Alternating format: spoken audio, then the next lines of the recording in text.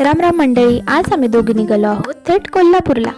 5 तास लालपरीचा प्रवास झाल्यानंतर आम्हाला ही कमान दिसली आणि मनाचं समाधान झालं। मग या वडापमध्ये बसून आम्ही निघालो हॉटेलकडे। वडाप प्रकरण आमच्यासाठीही नवीन होतं हा। हॉटेलवरती गेल्यावरती मस्तपैकी फ्रेश होऊन छान पटापट तयार झालो आणि एक मिरर सेल्फी घेऊन टाकली। मग निघालो आमच्या आवडीच्या ठिकाणी म्हणजे रंकाळा तलाव पाहायला। रंकाळ्यावरती गेल्यावर रंकाळ्यावरचा तो गारठा, ते स्ट्रीट लॅम्प्स आणि ती माप असलेली हिरवळ, इशे नुसता हाड झाला होता बघा। मग सकाळी लवकर उठलो, साडी नेसून छानपैकी तयार होऊन महालक्ष्मीच्या दर्शनाला निघालो। मंदिराच्या बाहेर आम्हाला गजरे दिसले आणि हे गजरे बघून मोह आवरला नाही। गजरे घेतले खरं, पण गजरा माळणारा नसल्यामुळे मी तुला आणि तू मला असं काहीसं आमचं सुरू होतं बरं। मग हा कार्यक्रम आटपून आम्ही आज दर्शनाला निघालो। ते नवं सकाळ सकाळ साडी नेसून आलो म्हणून आम्हाला पाहुण्या मांजरीची लागली होती तंद्री।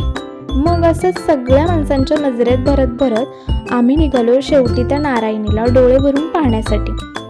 तसा हा पितृपक्षाचा महिना होता, त्यामुळे मंदिरात फारशी गर्दीही नव्हती, म्हणून आमचं दर्शन अगदी मनसोक्त आणि छान निवांत झालं होतं। दर्शन घेऊन बाहेर आलो आणि मंदिराचा परिसर पाहून फोटोज आणि व्हिडिओ काढण्याचाही मोह आवरला नाही।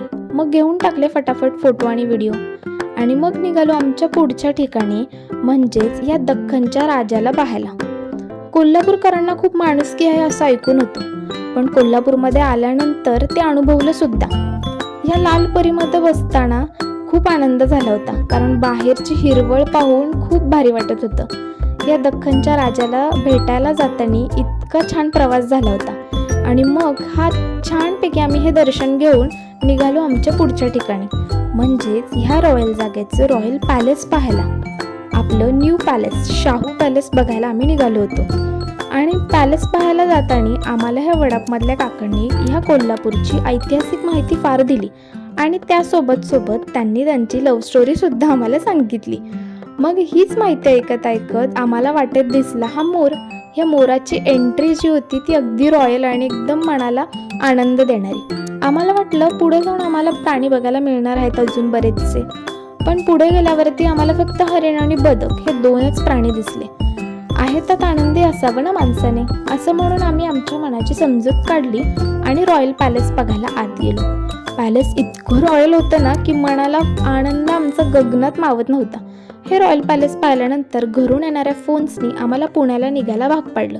मग पाठीवर बॅग अडकून आम्ही निघालो पुण्याला आणि कोल्हापूरला रामराम केलं। असेच नवीन ब्लॉग बघण्यासाठी फॉलो करा। तोपर्यंत टाटा बाय बाय।